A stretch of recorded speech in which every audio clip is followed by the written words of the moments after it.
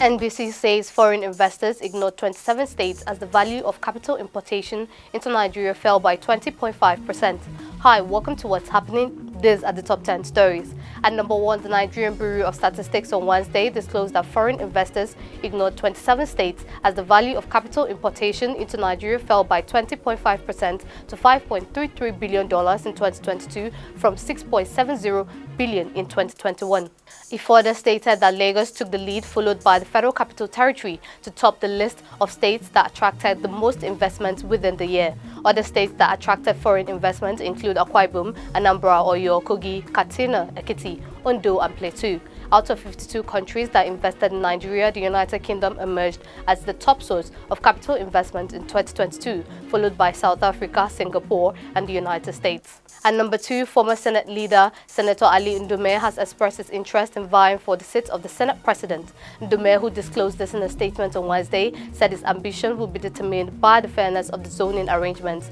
Nonetheless, Ndume, who represents Borno South, questioned the APC leadership, explaining that in 2019 he did not take any position during the presidential primary election as aspirants from all geopolitical zones participated in the exercise. At number 3, the Minister of Works and Housing, Babatunde Fashola, says Lagos-Ibadan, Abuja-Kano expressways will be completed by April 30th. Fashola said this at the pre-inspection of the completed Loko-Oweto Bridge in Nasarawa State on Wednesday. Speaking also about the Abuja-Kano expressway to be completed April 30th as well, Fashola said it was the biggest of all the road projects in terms of scope and budget. At number 4, the federal government has approved the sum of 320,345,040,835 naira as the 2023 intervention funds for public tertiary education institutions in the country. Sonny Echano disclosed this in Abuja on Wednesday during the fund's annual strategic planning workshop with all heads of beneficiary institutions.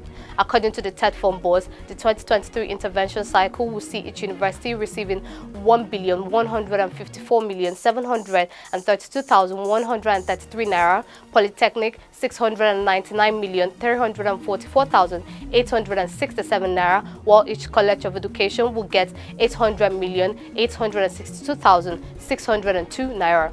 At number 5 on Wednesday, security operatives sealed off the Plateau State House of Assembly complex entrance as the speakership tussle deepens. At least 15 security vehicles were stationed strategically around the complex. The Plateau Police spokesperson Alfred Alabo said the move was to forestall any breakdown of law and order around the assembly. Recalling, the Plateau State High Court reinstated Ayuba as the Assembly Speaker. The Assembly impeached Ayuba on October 28, 2021. At number 6, shortly before commencement of the meeting holding at the Council Chambers, President Muhammadu Buhari inaugurated the National Council for Digital Innovation and Entrepreneurship, aimed at promoting Nigeria's digital economy and supporting entrepreneurs. The council, established based on Nigeria Startup Act 2022, which was signed into law in December 2022, chaired by the President, has 13 other members, including the Vice President, Ministers of Finance, Budget and National Planning, Industry, Trade and Investment, Communications and Digital Economy, and the Governor of the Central Bank of Nigeria, among others. At number 7, the Oyo Command of the Nigeria Immigration Service has warned residents against harboring illegal migrants. The Comptroller in Oyo, Mohammed Umar, gave the warning while speaking with journalists on Wednesday in Ibadan. The Comptroller said that harboring illegal migrants could infringe the country's security, a development that the service would not condone. At number 8, Kogi State Governor Yahaya Bello has vowed that perpetrators of recent attacks on communities in Ogane Nigu ward of Dekina local government area of the state would be apprehended to face justice. In a statement issued on Wednesday by the Chief Press Secretary to the Deputy Governor, Promise Emmanuel, stated that the governor, who was represented by his deputy Edward Onoja, disclosed this while addressing journalists after an on-the-spot assessment of the affected communities in Ogane Nigu. At number 9, the federal government has declared Friday, April 7th and Monday, April 10th as public holidays to mark the 2023 Easter celebration. The Minister of Interior, Ogbeni Rahul Verebeshola, made the announcement in a statement on Wednesday. The statement was signed by the ministry's permanent secretary, Shuaib Begore.